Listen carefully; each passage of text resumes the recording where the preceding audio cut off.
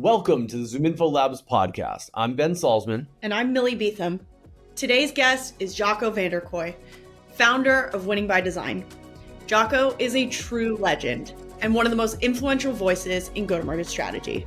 Jaco shares his takes from his time building scalable go-to-market systems, the power of process-driven growth, and how AI is transforming go-to-market strategy. He also dives into why so many companies are still operating like casinos instead of factories. Let's get into it. Welcome to the ZI Labs podcast. I'm Ben Salzman. And I'm Millie Beetham. Today we have a very special guest, truly one of the best people in go-to-market anywhere, Jacco Van Der Kooij. Very excited to have you on. How are things? Things are amazing, awesome.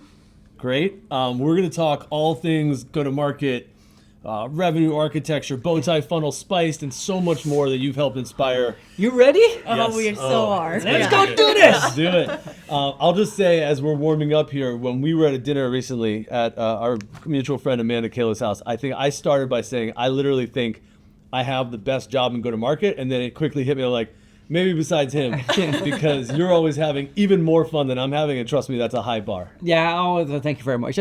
First of all, I think that all of us, we are very privileged. I always realize that we're in a privileged position for us to sitting here today, for people listening to this today. Like, there's a lot going on in the world. So that first step is love where you're at, what you're doing. Yes. Great. Wow, I couldn't agree more. It's like one of the most incredible things is having the opportunity to run ZI Labs at ZoomInfo. And I say that all the time. And I think people think I'm, chalking it up or cheesing it up a little bit. And I'm not. It's truly a privilege, one, to work and get to do things like this, but also get to work with the customers, the types of customers, work through their challenges. Yeah. I think there's just nothing better. Oh, fantastic. And Jaco, we'll share more about it, but for all three of us, we're lucky we get to work with some of the best companies, and we get to actually guide them and give them guidance on what to do. So we're so excited to learn from you today. Maybe you could start by just walking us through your journey into sales, and how did you end up starting Winning by Design? Okay, so one of the commonalities that I'm an engineer by trade. And as an engineer, when I entered the sales field, it was as a sales engineer. And as a sales engineer, I had to repair stuff that I engineered in the labs earlier. As a result, whenever I sat in front of a customer, I automatically had to do one thing: solve the customer's problem. That was the number one thing. I realized that most people in sales not necessarily think of that. They think of help the company solve the they represent, not knowing that if you help the customer solve the problem, that you actually help the company. So number one rule that I learned early on was help the customer succeed, and everything else will follow. That's the reason why I started, Winning by Design, late 2011, early 2012, in order to set the stage and go folks, those sales professionals that are focused on that will become successful salespeople. Mm-hmm. Mm-hmm. And so you started, engineer by trade, but you had some sales leadership and sort of operating experience before starting Winning by Design. Walk us through that journey of sort of your go-to-market career and how that translated into Winning by Design. Yeah, so those years what I spoke about as an engineer happened all at Philips Electronics. In those days, it was a 280,000 person company, one of the largest in the world, comparable to what you folks, many will compare as Apple. Before there was Apple, there was Sony, and there were Philips duking it out, right? And I was one of those members who went to the US in order to build out its presence down here. As a result, I started selling large-scale infrastructure projects, mostly satellite communication gear to the likes of Disney and EchoStar and AT&T and Comcast. And so as a salesperson, then became a sales manager to director to vice president, and lo and behold, ended up a few years later heading up sales for different kind of companies. Yep. And you've mentioned in the past that developing some of your frameworks and so the things that you take to market were partially born out of frustration of what was there and solving your own problem. Spite. Yeah, I think I used to spite. Yeah.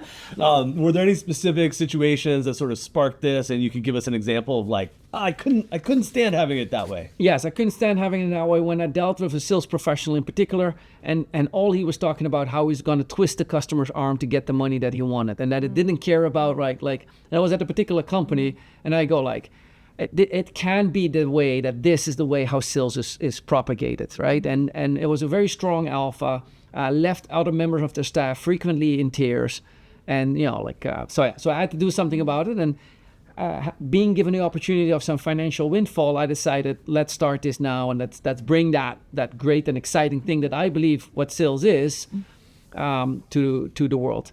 When I say sales, I don't just mean the actual act of selling. I mean the marketing, the selling, the customer success, the flying. I have a story there for you. Are you ready for a story? Yes. Yeah. Okay, so when you grow up, you learn that you don't want to, you want to make sure that you use contraception, and that you want to make sure that you be respectable and so on. So here I am, my wife and I are trying to get pregnant, and for 3.5 years that didn't work. The moment in time, finally, that we get pregnant, that same moment in time, a car honks the horn and I have to go to the customer. Okay. Now, if you're trying to conceive that long, the question now is do you do the work for the money? And I go look, sales professionals who do it for the money could have let that day go by. Sales professionals who do it for the love of the game, get in the cab, get to drive to the customer, because the customer needs you today. That's the difference in perspective. Wow. Wow. Oh, that's so fascinating. I feel like Ben and I were actually talking about that. It is like this hybrid model of your work life, right? Building around this concept of you're not just working sort of Monday to Friday, 9 to 5, but your entire life and your profession are sort of interwoven. And that's because you love your craft, or you're committed, right, to creating that difference in the world. And I feel like that story is very akin to that. Of course, yeah. But if you're passionate about something, you do that. And I think that in today, and we're going to probably touch on AI, AI will not, if you're passionate about what you're doing and you're an expert at what you're doing, AI will enable you. Yeah. If you show up every job 9 to 5 and you're just in sales because it gets a good paycheck and it had limited education on you, then I wish you all good luck and trying to find another career soon. Mm-hmm. If you're passionate and you're an expert, you're going to be fine. Yes. Yeah, yep. Couldn't agree more.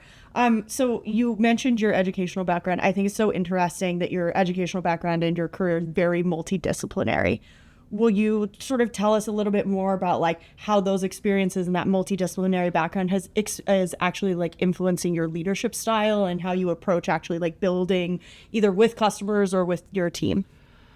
In the role of that we play today is go-to-market, because I can imagine if you're, different experiences. The most I learned was a person named Pete Kane. Pete was my best friend for 5 years.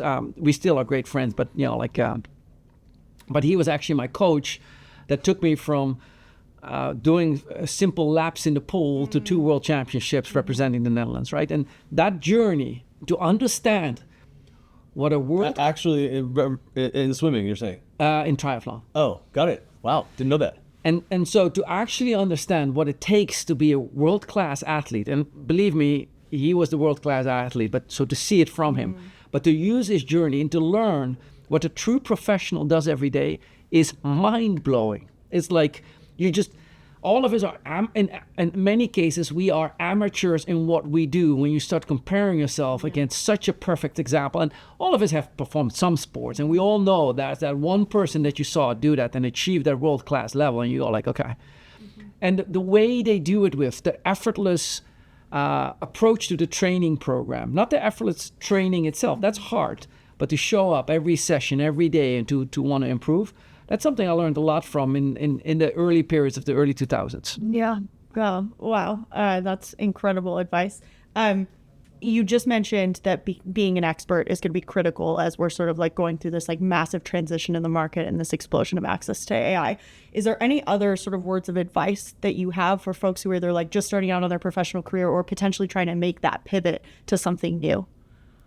Yeah, I think one of the key things is that historically we use gut feeling and intuition to make decisions. And that has served many people very well for a career. Many of the people who are listening in on this or watching this are experiencing that. Okay, but I have this great experience. That experience, that gut feel, that sixth sense that you have to do something is based on repetition, seeing a repetition of patterns all you're up to that point.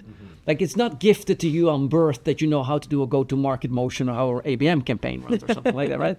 So you got to get that. Yeah. Well, that can now actually be a hinder, because where we're going to moving forward, some of that knowledge is very, limiting. What we see today in many different aspects is that people are exposed as the limitation in go-to-market, not the enablement. We talk a lot about the empowering. No. You're actually, as a human being, just being a human being and having a voice and listening, you're disrupting what normally would be normal behavior. And that is hard for people to understand and digest. Will you go a little bit further on, I feel like you're down the track of go-to-market shifting, right? Sales and revenue operations of the past are sort of gone. What are maybe some of the biggest misconceptions that people still have around sales and revenue operations today that you're seeing? The number one thing is that we think we're data-driven. We're not. And we call it false precision. Like you can there's so much data now available, you can make any data driven and warrant it. That's like I said, false precision. You're not operating on the right data. The major concept that goes wrong is if I have data from a single siloed function, that could be just marketing, that could be marketing within a function. And I have that siloed data perspective, and I hung that against the siloed data perspective of sales. Then we have to understand that when we combine those two, they have a very different behavior, right? And then when I say customer success, when I add the third one, a very different behavior. Think of that as a sailboat, right? As a sailboat, I have an engine, I have main sail, and I have a jib, 2 sails. Each sail operates on its own and the engine. But learning how to sail the boat, I got to know how the engine works, how the main sail works, and how the jib works, right? And how the people on the board feel healthy and comfortable. I got to know all this. I cannot just sail a boat by knowing how to sail the mainsail. Today, most organizations only have that siloed perspective. They have nobody responsible for the entire system. And the entire system has its own characteristics and its own performances. And if we say who's responsible, we ultimately say, it's like, well, the CRO. Can the CRO reallocate budget from customer success to marketing, from marketing to sales, from sales to customer success? Most cases not. The only person who can do that is the CEO. That means that the person who is there to run the entire system, in most cases, over the past decade, has been trained to look at funding reasons for their company, to look at financial incentives, has become more of a banker and not a builder. That opens up a whole issues of problems of scale-ups and grown-ups that we're currently finding out there. Wow, we're going to come back to that in a little bit when we talk about go-to-market architecture, but that's a great tee up for our sort of section in a bit. I love it. And so, as many of our audience knows, you run Winning by Design, which helps companies think about scaling up their revenue impact. And I'm sure it's evolved a lot, the way you're thinking about it with AI. How has AI changed the way that you thought about Winning by Design and what you're helping companies with? I understand that people have a specific reason. Let me explain it differently. Today's focus is a lot on what AI will change. Our focus at Winning by Design is what will AI not change? Because the moment in time I know what it will not change, here's things that it won't change. It won't change people having meetings like this, and people need to have meetings like this, and coffees, and the importance of dinners with your customers, and the importance of having events with your customers and bringing people together. That will not change. If anything, there's going to be a lot more need of that. Now, do we have optimized around it? Most companies not. They run it as a side event, right? So that won't change. What will not change? The dependency on processes. We deploy AI based on the broken processes of the historic growth to a growth at all cost approach. If you have a broken process and you deploy a technology like AI on it, which is a system, if you're broken process and you apply a system, you're going to get the same results, which are going to be broken results. So you can't work off it that way either, right? And so that's the approach where I say is like, hey, know what won't change and focus on that. The dependency on process and the leveraging of human beings will continue to play a role. Here's what will change. In the future, and it is simple if you think about it. Do we really think that in the future we want people to enter fields in some CRM? No, all that is going to be automatic. Do we want that human beings start running forecasts? Absolutely not. It should be behavioral forecasts, like based on all the signals that they're getting. Should we feel that human beings should spend 2 hours to prepare for a meeting collecting data? Absolutely not. Should that? In follow-up also. So when you start creating a list of all these tasks that human beings should stop doing, it comes down to the same thing. A human being can pick up a shovel and dig a hole, but it's not the best way of being a human being. A human being can pick up a phone and with 2 thumbs a message and an email. It's not what it is to become a human being. Yes, you can do it, but it's not what we were built to do in life. That's the focus. And so if you build a GTM with that mindset, right, and you start looking at Where do systems and processes really benefit? How does exponential growth occur?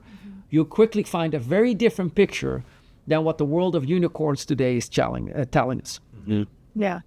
What are the best go-to-market leaders getting right that most people are getting wrong today? Process first. AI second. Interesting. And how are they approaching that from your perspective? In order to figure out whether the process works, you got to have a certain amount of data, right? So you prove the process with data. Now, what you'll see is, I'll give you a practical example, is I have an SDR function, right? And the SDR function, do I want to replace him or her or the role itself with AI? What is an SDR function does? Its primary interest is to qualify a customer on an inbound and set them up with the right next process of some sort. Okay, well, based on that, how many calls does the person do I get a day? How many need to be forwarded? Are they correctly diagnosed? Based on that data on that function, I can draw a parallel and say based on this, we can do that. Mm-hmm. However, what most people do wrong in here, they go I listened to the AI system and it made a mishap. And I go okay, explain to me what the mishap was. Well, instead of pronouncing a 700, it said 700. Yes. Okay. And I go what you're comparing against what you in your mind have is the ideal SDR experience. I can tell you, if you listen to the hundreds to thousands to tens of thousands of calls that I've listened to over my career, that AI system just exceeded 70% performance of all SDRs in the world. Just what you saw today in action, right? But they want to compare it to the perfect picture, and I go the perfect picture hardly ever occurs. And so in that case, you got to establish, number one, what are we trying to reach? Exceed 70% of what is the ideal performance. Number two, what is the ideal performance? Number three, which data and metrics are we going to base this up? Number four, how are we going to build a process to support all that, right? That's a way of looking at things. Yeah. I've read some of your AI SDR manifesto, but if folks have not read it, you should definitely dive in. But I think your point around the consistency is so interesting. I think people have it in their minds, right, that they have this really consistent process that everybody performs, right, consistently in the same way, or your groups of high or low performers sort of stay the same in terms of distribution. Well, you don't have that, right? That isn't the reality. And so how are you going to essentially build that process and then layer AI on top of it and make that, right, the base standard? You're bringing up your entire floor, right, and seeing that as such an opportunity. I'll give you an example on how that worked. It's so simple. When I explain to you, you will repeat the story 20 times. You will forget where you heard the story one day. You go was that really a groundbreaking idea that we had? We deployed Jack, which is our version of an AI system. And for those of you who are listening, it's winningbydesign.com/AI will get you there the quickest. There's other ways, but that won't get you right there. You test out Jack, right? And then what we learned after 2 weeks, we can simply ask the AI system, what are the 20 most common questions? And then we look what Jack has answered and we go that was not the best answer, right? And so all we did was take the top 20 questions and made sure that the right slide was demonstrated and so on, and fix that, fed it back to Jack for the next 2 weeks. 2 weeks later, we do the same thing. 2 weeks later, we do the same thing. Folks, you can't do this with today, because by the time you have improved all the way down and you got the perfect SDR, that SDR joins and leaves the company and moves on, right? And you got to start all over again with the next, that starts to explain to you what the power is that we're dealing with, right? Second thing that we noticed that we looked at the price cost. Now, today, on average, I think our SDR calls on our website went up from 4 minutes and 26 seconds to 6 minutes and something seconds, right? We calculated the cost of that. Today, with today's metrics, we would pay 72 cents per call for that SDR to perform. 72 cents, right? After and I'm only looking at the variable cost. I'm not looking at the upfront startup cost. That level of price difference, combine that with 24/7 behavior, combine that with multilingual support in every region, right? Once you start to see that by itself becomes a game differentiating function that a brand new company can achieve very quickly, large company status just simply by doing that.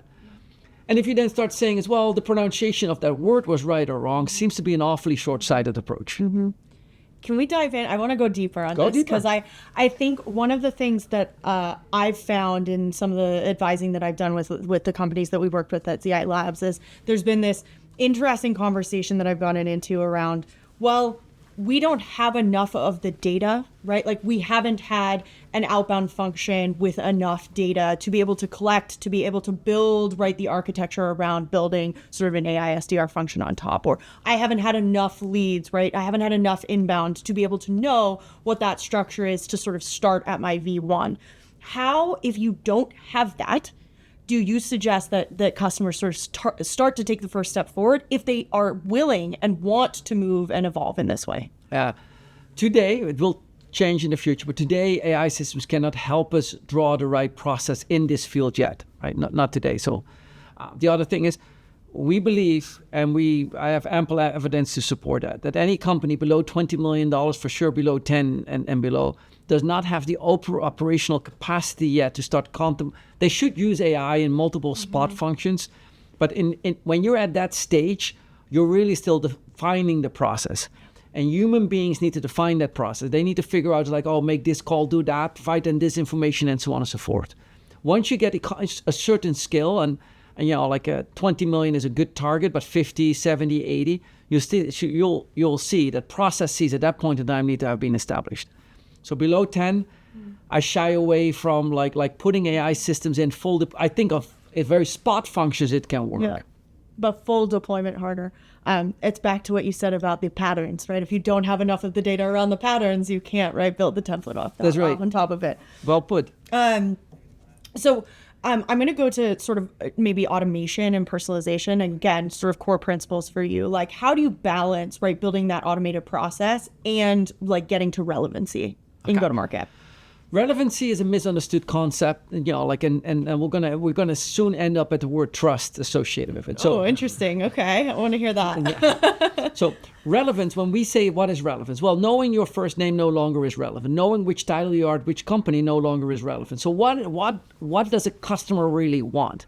Most of the times, when a customer wants you to be relevant, they essentially want to make sure that they can trust you, that whatever you advise you're going next can be put in context of their problem, right? And so, for example, if we work, let's say we work with a company like Google, everybody knows that, right? I'm not saying we are, I'm just saying, let's say we do that, and I'm dealing with a $5 million company, and the company says, oh, can you give me a reference case? And I say Google, they're gonna go like, dude, like 5 million versus trillion, like, yeah, not a relevant use case. And as a result, trust is not the trust in me as a person, but the trust of the advice I'm giving is out of whack. Relevance is what creates that bridge of trust, where you go like, I've heard that story before. Jacco, you have created a bunch of methodologies that I think a lot of the industry are rallied around as sort of like the going wisdom on the topic. The ones that I think of most are sort of the bow tie model and SPICE. Can you talk a little bit about how you've built those methodologies and maybe how you've had to challenge yourself as things have shifted, maybe with AI, maybe not, but like what have you sort of like, oh, maybe I was wrong about that? So from the bow tie perspective is the easiest. The bow tie simply is the funnel stepped on its sides and extended and mirrored to the other side. And what I came to the conclusion, it was what I wanted to do is essentially a customer journey is a circular journey, not something with a beginning and an end that looks like a bow tie. So the problem was, you know, will I make it a circular journey? And if you Google Prezi, Jaco, and SaaS, and Prezi with a Z, you're gonna get some early presentation of 2012-ish, where you see how I earlier on started with a circular motion. The problem that I had to overcome is it was so different and so unique to look at it that way, it wouldn't be adopted. And so, but if you continue what is already the funnel as we know it, you know, like is about like from call it 1880s, 1886-ish, is already like over 120, 150 year old.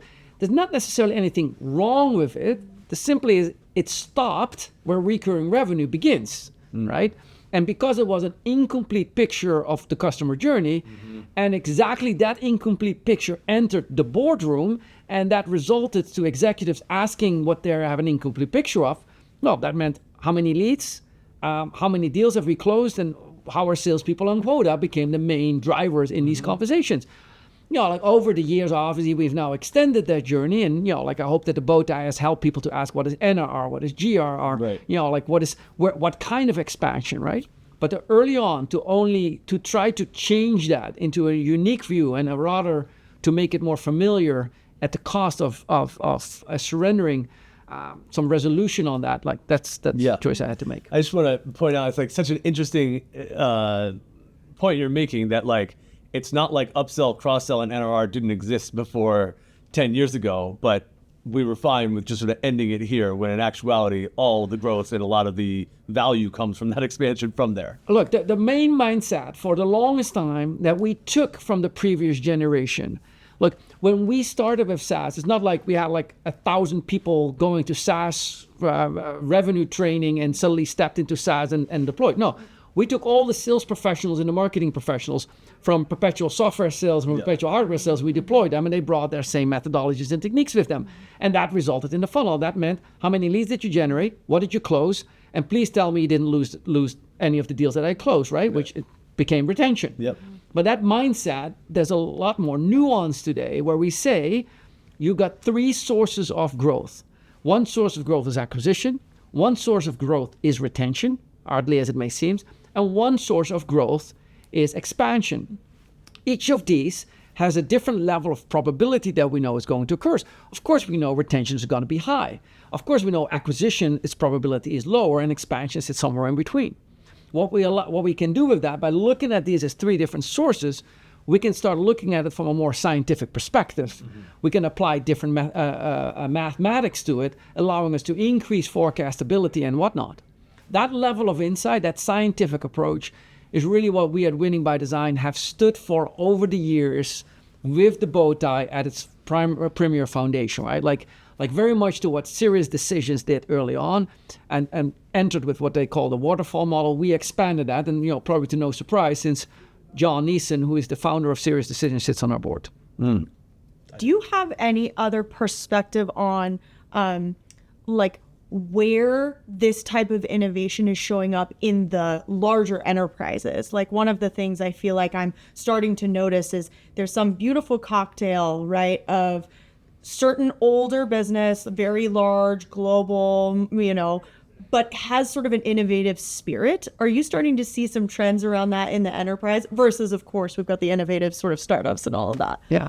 Where the rubber hits the road the hardest is in generally when somebody, a vendor or like a technology provider, is selling to people who have a real problem. Think of restaurant owners. Think of people who own buildings and have properties, right? And multiple properties. Like, I give an example of a company called Snapped with double P. Snapped is a company, or if you're a building, or if you own a piece of real estate and you rent rooms, you want to get the right people in that room. And right profile, and particularly because of legal exposure that you have to have. You don't want people who don't pay the bills and then start filing lawsuits against you. So there's ways on how you can get the right people in. Snapped is a company who provides software solution to that, right? That's a very vertical SaaS market to a person who really has an issue, who really needs to solve something, right? You have the same thing with other solutions that, you own multiple restaurants, or, like that is real where the rubber hits the road. These people need solutions. You own a bunch of gyms. You're a company, or you own a city, you have 6 different gyms in a city. You want to make sure that your member registration is right? Company called Bloomerang. You are trying to launch a nonprofit, or you're trying to raise funds for something. Well, you got to recruit people with funds. You got to recruit donations. You got to get the calls, all that together. Like, that's real problems, right? Like, that's real problems that require for real solutions. Like, where the market that you and I all work in is like, oh, we need to get more leads for a company. But that's not, that's one step away removed from those people who are literally very close to the customer. That market is going to benefit tremendously of AI. They don't say, I need an AI solution. They just look, I need a problem for this solution. And the fact that we solve it with AI at a lower cost and therefore make it accessible to them is what I really like. And they need it now because it's now or never. It's now or never, right? And it's a real pain to them, right? Yeah. And this pain can be caused by real geopolitical issues right now, cultural, whatever, right? It can be like something that has what we call a critical event. The critical event is not like 6 months away. It's like, folks, I'm going to go out of business by the end of this month kind of style. Yeah. I was hoping that you'd comment on this go-to-market architect concept. So I'll give a little bit of background for everyone listening. So there's an active discussion today around there being this emerging role or this function of go-to-market architect or go-to-market engineer, as you might have seen. This role is someone who's defining or codifying data-driven targeting and ICP definitions, defining relevant signals, building audiences, and aligning teams around plays and programs, and truly like architecting the workflow or process to drive revenue generation. We're seeing this new function emerge in tech. I think Ben and I could probably name 10 to 11 people that we would consider go-to-market architects. Do you think this role is necessary? What challenges does this solve? I would love for you to expound on this. So let's try to figure out what problem we're solving. The real problem that we're solving is that today, marketing and sales runs often from a gut feel, best practices, application look, right? And what we're seeing is the trend is that these growth engines, scale-ups and late-stage startups, actually operate more like a revenue factory than a casino. And in most cases, these businesses currently are run like a casino, right? Actually, I would not insult casinos. Casinos are very data-driven. But when you go there as a guest, it's more that experience I'm referring to, not the ones who operate. And so how do we make these businesses become more deterministic? Most companies today are run almost all probabilistic, which means opportunistic, which means that, like how many leads did we get this month and so on and so forth. They can't predict really exactly the future. Very opportunistic. And we're trying to build a world that is very deterministic. The road to that is based on a scientific foundation. Things that we know. Gravity, we know. First principles, right? And once you establish this foundation, you can deploy either an engineering who implements it or an architecture who designs it, right? So give you an idea, we're building a bridge. Okay, well, pick the Golden Gate Bridge. Well, that is based on the tension strength of the cable, the height of the towers, the ability to build concrete. Concrete, we know how you build that. You mix these two elements, blah, blah, blah. In salt water, this is the behavior, and you can model all that. We are now learning that we can model growth following scientific principles the same way how you can model a bridge. Now, we cannot achieve the high quality of success. A bridge has a 99.99999% success rate. We're not going for that. But today we see that startups, scale-ups, and many businesses have a success ratio that is significantly less than 10%. And I'm not trying, sometimes it's below 1%. And why? Because they hired the wrong, or they deployed the wrong GTM campaign, or they did those mistakes can be prevented by deploying an engineer. Mm-hmm. Now, what's the difference between an engineer and an architect? An engineer who actually puts it together, who welds the things together, who puts the soldering iron on the board, who tests it out. The architect is who skills it out, who understands, how to build this. Winning by Design, as you know, has a concept called revenue architecture. Not revenue architect, but architecture. Revenue architecture to us is like mathematics for growth. You can deploy it in any role. A CMO can get certified in revenue architecture. A CRO, a head of RevOps, the FP&A teams. And we'll come back to that in a second, FP&A teams. But what we see is to understand how revenue grows is the knowledge of revenue architecture. To then go and implement that, that is the job of a GTM engineer. Now, hopefully, when you hire a GTM engineer, it's not just a title that they assign themselves online on LinkedIn and say like I'm an engineer. Hopefully, which is the state of the art today, of course, right? That's right. Hopefully, they can show certification, and I think we're the only one right now, but they should have a certification that says like, okay, I've been taught in revenue architecture, and therefore I can be an engineer.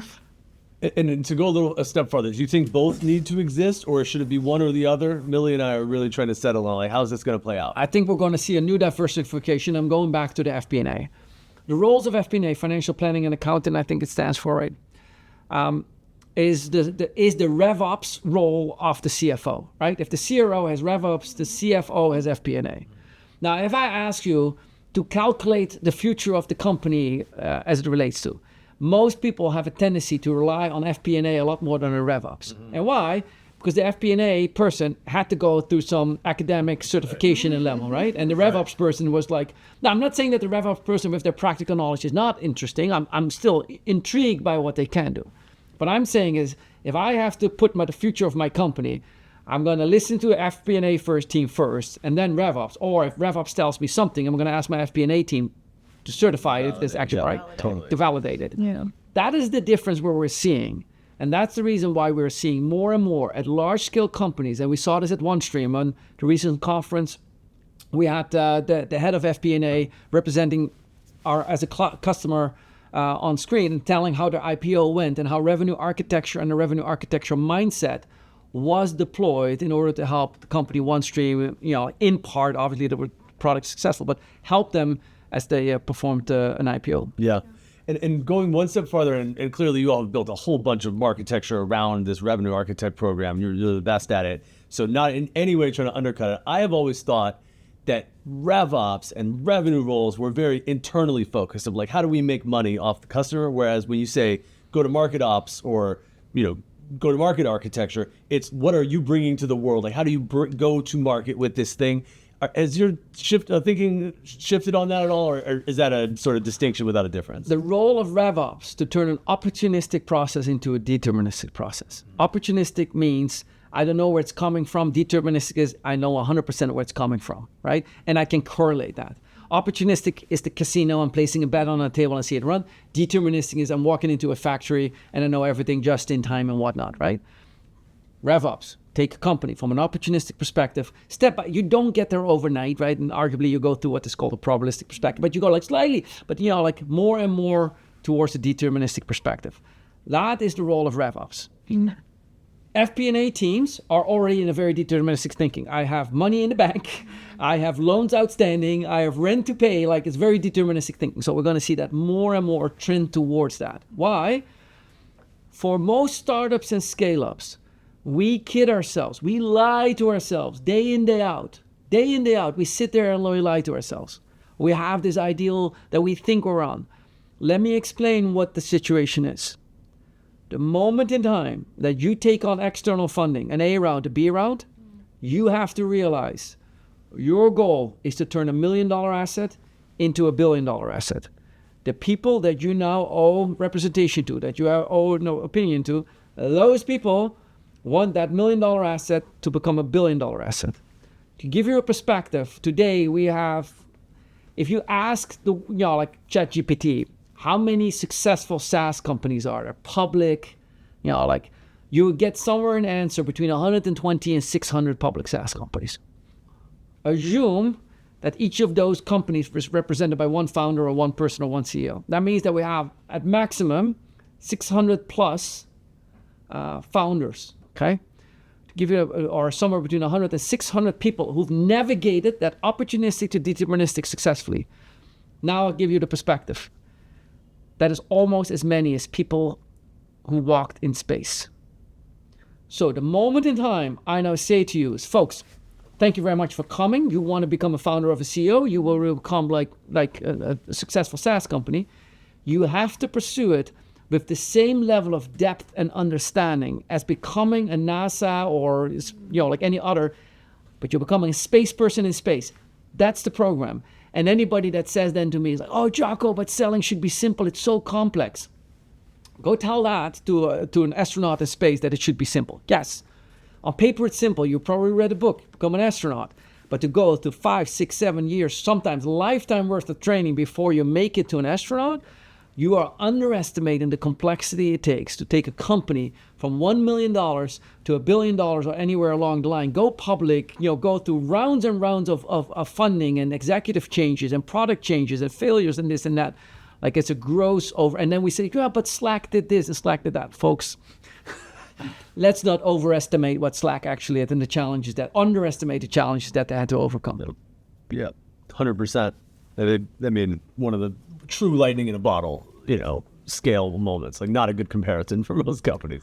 Exactly right. And there's plenty. It's not like that's the only one, but you got a dozen or so, right? And we all aspire to be that, where we do know that most of those companies that achieved an accelerated growth curve because they tapped into a certain market or they went into a certain mode that was very conducive to what they were doing at that point in time. Yeah.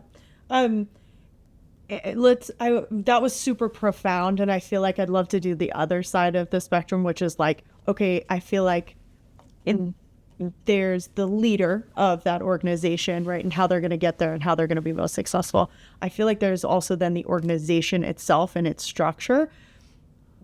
Talk to us about, in terms of being successful, building a true revenue factory and having this revenue architecture as sort of the foundation, right, within your entire organization. What does that do to your org structure? How does that shift it into the future? Okay, so we all remember, I need to make sure because I didn't go through the U.S. Educational system, but we remember that you start in elementary school, right? And from elementary school you go to? Middle school. Middle school you go to? High school. High school you go to? College.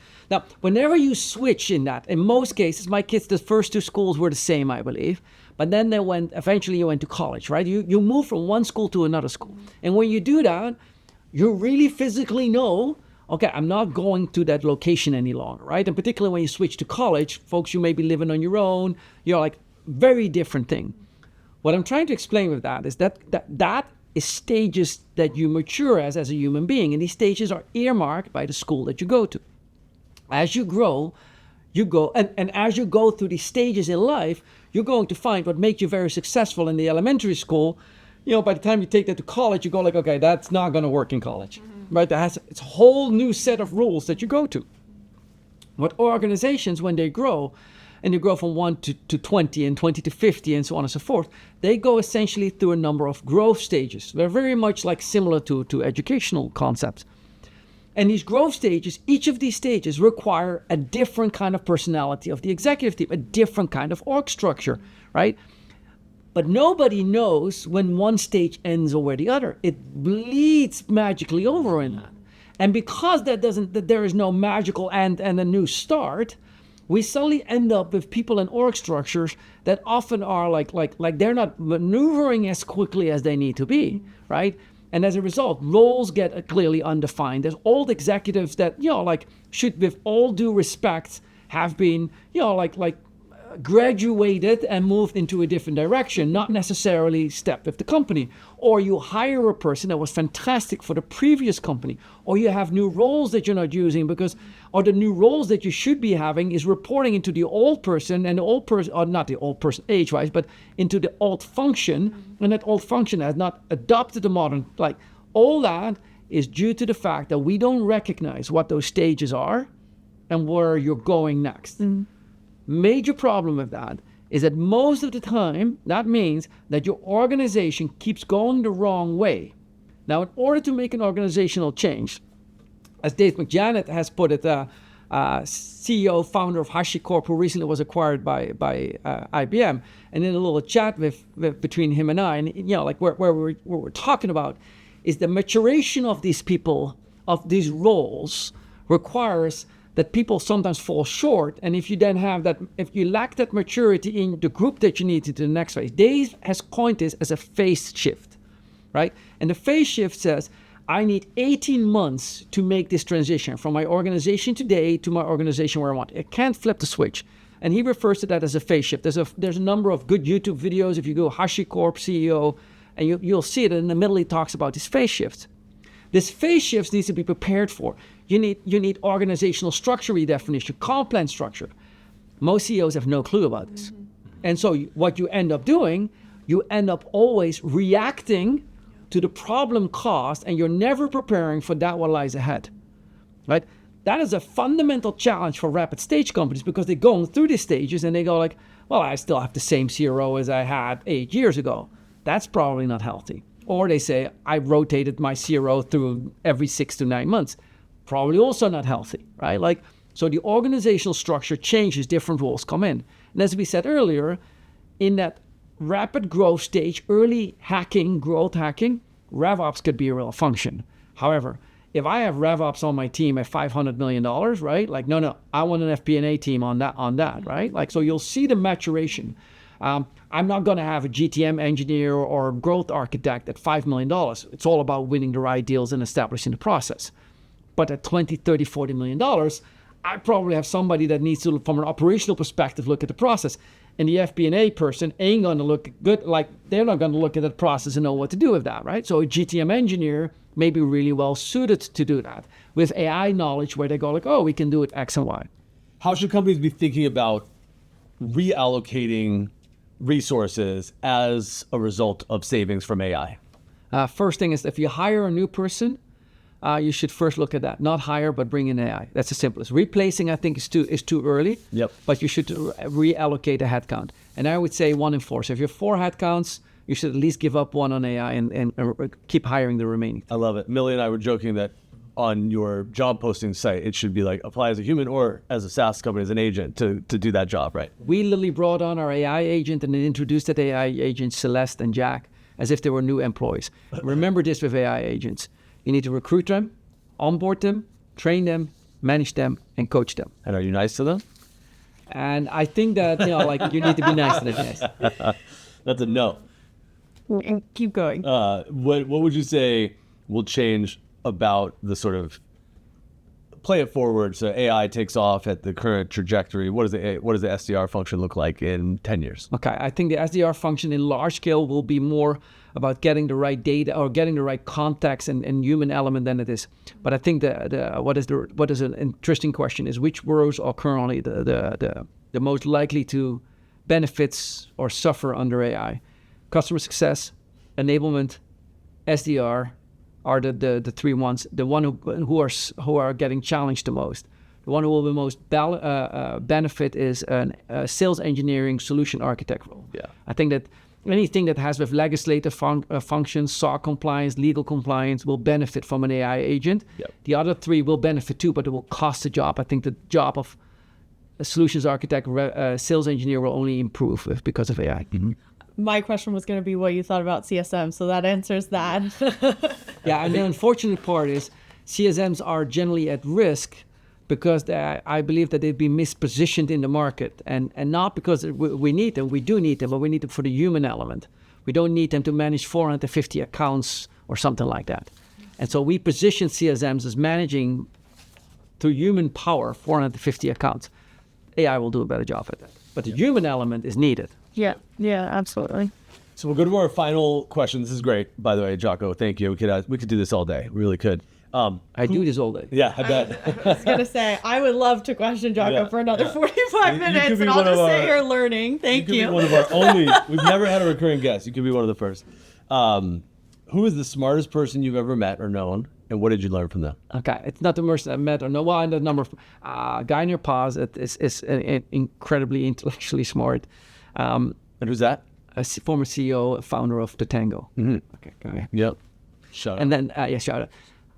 Richard Feynman is the kind of like scientist that I listen to a lot. Not only about what he says, but also because he was he is known to not have an extremely high intellect like an Einstein or something like that, but have a really ability to relate his intelligence to day in day out situations. So Richard Feynman is definitely out there.